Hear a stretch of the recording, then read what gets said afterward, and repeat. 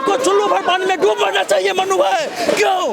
क्योंकि इसलिए कि ये संवैधानिक संस्था की काम नहीं है। हम लोग पढ़े हैं, अगर डीएसपी नहीं बनेंगे, कुछ नहीं बनेंगे, फिर भी शिक्षा अर्जन किए हैं। माँ बाप ने अभी तक जिंदा रखा है, अपना खून पसीना बहा के मरेंगे नहीं, आत्महत्या नहीं करेंगे, गलत रास्ते पे नहीं जाएंगे, क्योंकि शिक्षा को जाना है। पढ़ के पढ़ा के बच्चों को पढ़ा के कुछ करके जिंदगी काट लेंगे मनु भाई। मेरा कैटेगरी जनरल है, मुझे दुख होता है कि मैं अभी तक सिलेक्टेड नहीं हूँ। आप हिस्ट्री पूछिए, ज्योग्राफी पूछिए, पॉलिटी पूछिए, आर्ट एंड कल्चर पूछिए, जहाँ से पूछना है। मनु भाई सर जी, मैं आपको फिर भी सर जी बोलूँगा।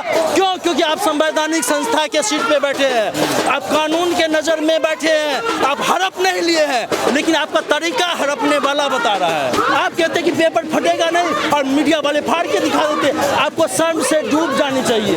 पेपर अच्छा गया, मन खुश था, मैं बाहर आया, ऑटो में मेरे साथ जो स्टूडेंट बैठे थे बोलते भैया पता है पेपर लीक हो गया। मैं चौंक गया, मुझे शौक लगा। क्यों शौक लगा? क्योंकि मेरा पेपर अच्छा गया। मेरा पेपर अच्छा गया। जैसे भी बीपीएससी का एग्जाम होता है, आप गौर करते होंगे 1 से 2 दिन में आंसर शीट दे दिया जाता है। इस बार आंसर शीट अभी तक कमीशन नहीं दिया है। जब ये आंदोलन री एग्जाम का चालू हुआ, उसके बाद जल्दी में बापू सेंटर का री एग्जाम कराने के लिए 4 जनवरी का डेट दिया गया है। मधुबनी से मैं बोल रहा हूँ, मधुबनी अपने शांत के लिए जाना जाता है, अपने शिक्षा के लिए जाना जाता है, आर्ट एंड कल्चर के लिए, नृत्य के लिए, मधुबनी पेंटिंग के लिए, मखाना के लिए।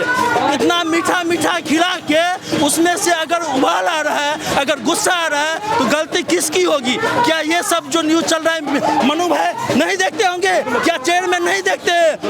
उन्होंने एनालिसिस क्यों नहीं करते? उन्होंने अपनी टीम से बात क्यों नहीं करते? आखिर पर्दे के पीछे किसका हाथ चल रहा है? लज्जा हो रही है। हम कहीं भी जाते हैं शर्म से मरते हैं कि तुम्हारे बिहार में ये हो रहा है, तुम्हारे यहाँ ये हो रहा है, तुम्हारे वहाँ हो रहा है। इनकी बात हर एक लेयर बाय लेयर इस घटना को आपके सामने आईने की तरह प्रस्तुत करता है। और ये एक एस्पिरेंट है, एक लड़का है जो इतनी मेहनत करके एग्जाम देता है, जिसका एग्जाम में इतना बेहतरीन जाता है कि इसको लगता है कि ये प्री निकाल देगा। उसके बाद पता चलता है कि पेपर लीक हो जाता है। इनके दर्द को समझिए। अगर इस बात से भी अगर आपकी आंख और कान नहीं खुलती है तो आपको शर्म आनी चाहिए। मेरा नाम कौशल कुमार चौधरी, मैं मधुबनी से आया हूँ। मधुबनी से इस प्रोटेस्ट में मधुबनी से आए हैं और मैंने 13 को बीपीएससी का 70th एग्ज़ाम दिया है। मेरा सेंटर दानापुर में द गार्डन इंटरनेशनल स्कूल है, शेरपुर दानापुर में, वहाँ पढ़ा था। जो सच्चाई है वो मैं आपको बता रहा हूँ। मैं इतना दिन से इसमें शामिल नहीं था क्योंकि पारिवारिक वजह से, कुछ समस्या होने की वजह से मैं घर चला गया था। मैं स्पेशल आज इसमें शामिल होने आया हूँ। जिस दिन मेरा एग्ज़ाम था वहाँ पर टाइम की कोई दिक्कत नहीं हुई, टाइम से मिल गया, 12:05 तक मिला पेपर।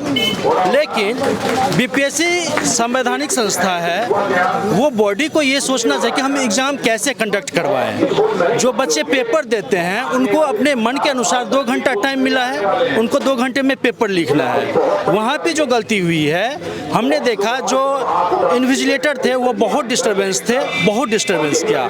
दूसरी बात, हमारे स्कूल के छोटे छोटे बेंच थे और छोटे बेंच पे 2-2 कैंडिडेट को बैठाया गया था। यस, जो कि आप समझ सकते हैं कि 6 और 7 के भी बच्चे को, इवन कि बिहार में सरकारी स्कूल में भी इस तरह से एग्जाम नहीं लिया जाता था। अभी भी नहीं लाया। स्टैंडर्ड नहीं है ये, फिर नहीं स्टैंडर्ड नहीं है। आप सिविल सर्विसेज की एग्जाम ले रहे हैं, आप ऐसे छोटे बेंच पे 2 स्टूडेंट को बैठा रहे हैं। इवन इतना तक हुआ कि हम दोनों की एक दूसरे की बॉडी टच हो रही। जी, आप एक दूसरे का पेपर भी देख सकते हैं, कुछ ऐसा हो सकता है, डिस्कशन भी कर सकते हैं। सारी कहानियां आपको बता रहा हूँ और प्रूफ के तौर पे हमारे पास तो कुछ फोन रिकॉर्डर कुछ होता नहीं है। आप वहाँ की जो सीसीटीवी रिकॉर्डर है या जो भी वहाँ की व्यवस्था है, आप उससे निकलवा सकते हैं। अगर मैं झूठ बोल रहा हूँ तो संविधान के अनुसार जो मुझे सजा मिलनी चाहिए मुझे मिले।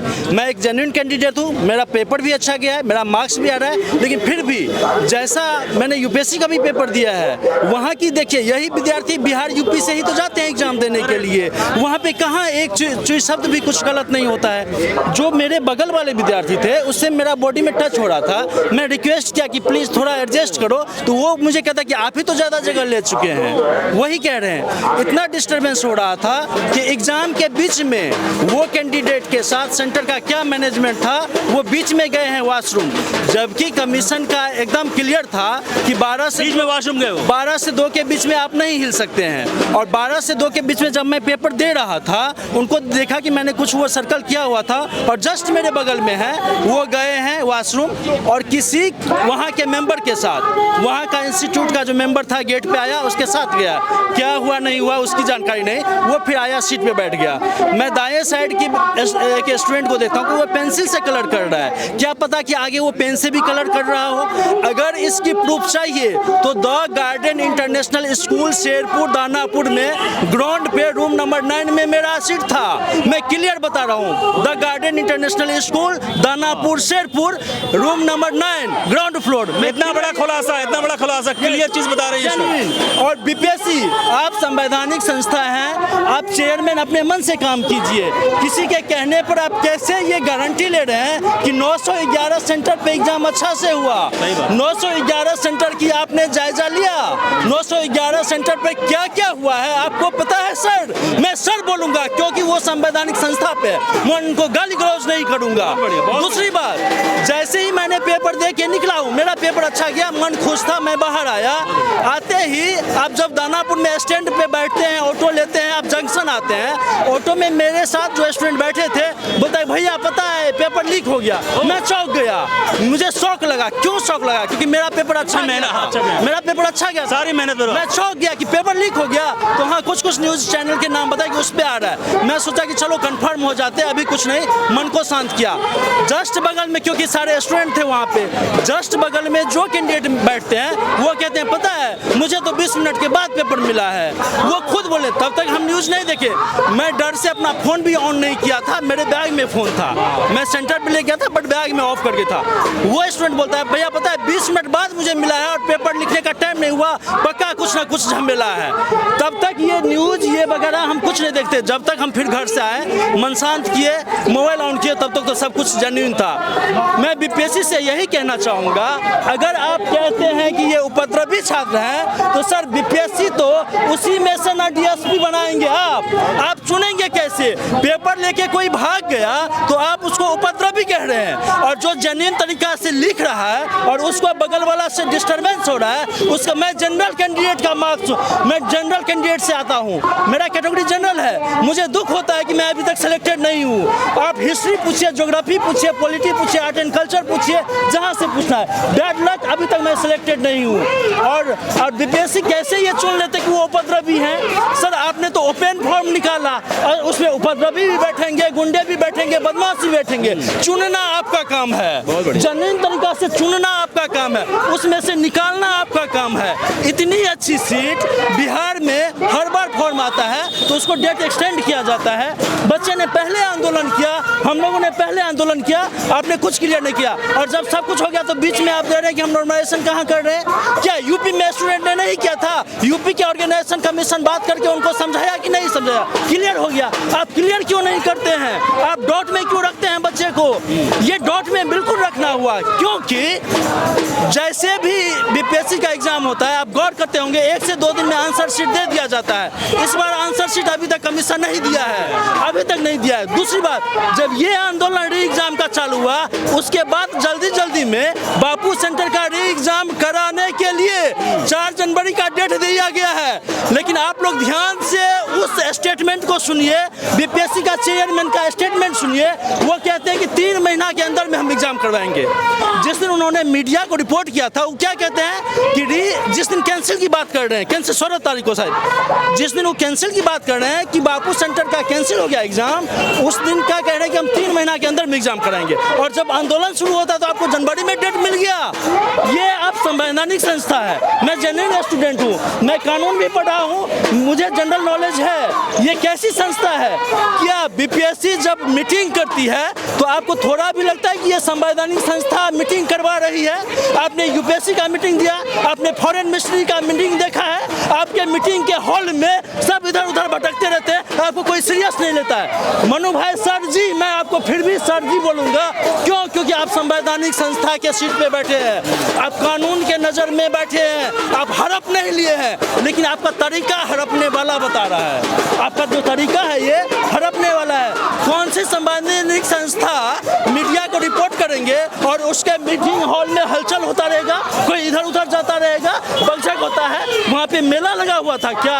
आप एक बोर्ड, कितने बड़े बॉडी के संस्था के आप चेयरमैन हैं, ये आपको ही नहीं पता है सर, ये आपको नहीं पता है।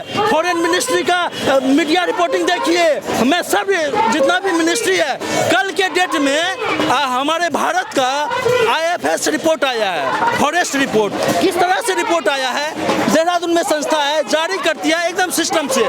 मैं स्टूडेंट होने के नाते सब कुछ पढ़ता हूँ, देखता हूँ, एनालिसिस करता हूँ। क्या हमारे बिहार में कोई मीटिंग होती है, सरकार के स्तर पर कुछ होता है, तो क्या ये जेन्युइन तरीका से होता है? आपके हॉल में जिस दिन आपने मीटिंग करके ये बताया कि हम पेपर कैंसिल होंगे, उस हॉल की क्या स्थिति थी? आप कहते कि पेपर फटेगा नहीं और मीडिया वाले फाड़ के दिखा देते। आपको शर्म से डूब जानी चाहिए। मैं नहीं बोलना चाहूँगा क्योंकि फिर भी मैं आपको कहता हूँ, आपको सर कहता हूँ क्योंकि आप संवैधानिक संस्था पे हैं, लेकिन आपको चुल्लू भर पानी में डूब मरना चाहिए मनु भाई। क्यों? क्योंकि इसलिए कि ये संवैधानिक संस्था की काम नहीं है। हम लोग पढ़े हैं, अगर DSP नहीं बनेंगे, कुछ नहीं बनेंगे, फिर भी शिक्षा अर्जन किए हैं। माँ बाप ने अभी तक जिंदा रखा है, अपना खून पसीना बहा के मरेंगे नहीं, आत्महत्या नहीं करेंगे, गलत रास्ते पे नहीं जाएंगे, क्योंकि शिक्षा को जाना है। पढ़ा के बच्चों को पढ़ा के कुछ करके जिंदगी काट लेंगे मनु भाई। आप याद रखना, कौशल कुमार चौधरी मधुबनी से मैं बोल रहा हूँ। मधुबनी अपने शांत के लिए जाना जाता है, अपने शिक्षा के लिए जाना जाता है, आर्ट एंड कल्चर के लिए, नृत्य के लिए, मधुबनी पेंटिंग के लिए, मखाना के लिए।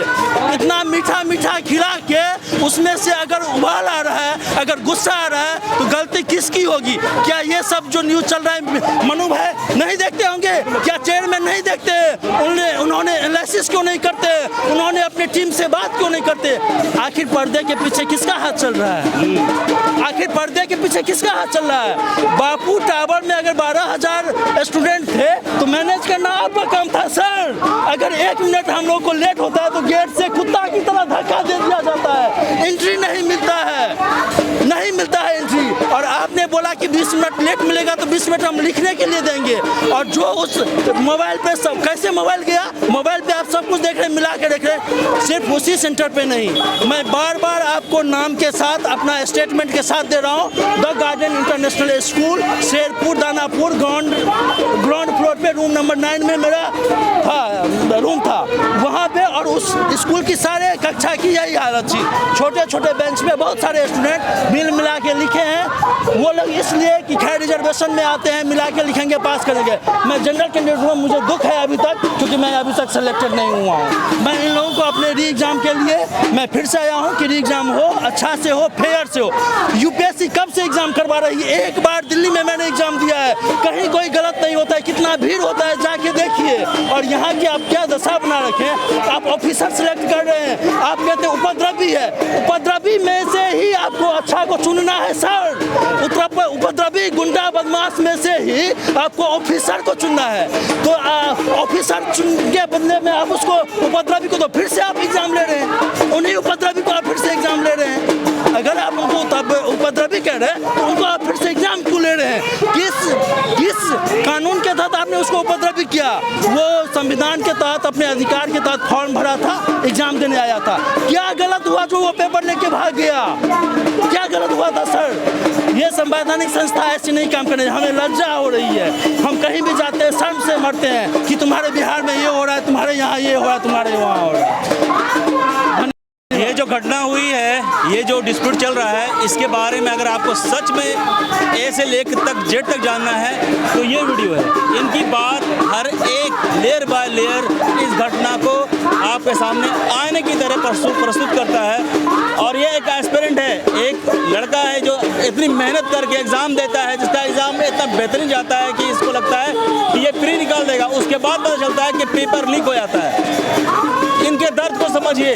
अगर इस बात से भी अगर आपकी आंख और कान नहीं खुलती है तो आपको शर्म आनी चाहिए, आप में शर्म आनी चाहिए। मैं खुद इस बात को आपको ध्यान रख रहा हूँ सर, मेरी संवेदना है आपके साथ है और मैं दुआ करता हूँ मैं आज न कल आपको एक पॉइंट को क्लियर किया है। जिनको समझना है ये वीडियो दिखा दीजिए A to Z। आपने सारे सेंटर का रिकॉर्ड देखिए सर, तब आप स्टेटमेंट देते हैं मीडिया को। आप किस हिसाब से कह रहे हैं कि सारे जगह अच्छा हुआ, बापू सेंटर पे खराब पेपर हो गया, उपद्रवी पहुंच गए, सारे पे आपका विद्यार्थी अच्छा पहुंचता था, अब बापू सेंटर पे सारा उपद्रवी स्टूडेंट आपका पहुंच गया। ये कहाँ से आपने एनालिसिस किया सर? प्रत्यक्ष को मानव की ना, मैं प्रत्यक्ष हूँ, आप बुलाइए और सेंटर की जांच करवाइए। वहाँ तो CCTV लगे होंगे, वहाँ की इन्वेस्टिगेटर, मैं BPSC से यह भी आग्रह करूँगा कि इन्वेस्टिगेटर का एक कायदा होना चाहिए, एक कायदा होना चाहिए। आप क्या भेज देते हैं, कितना शोर मचाते, कितना हल्ला करते।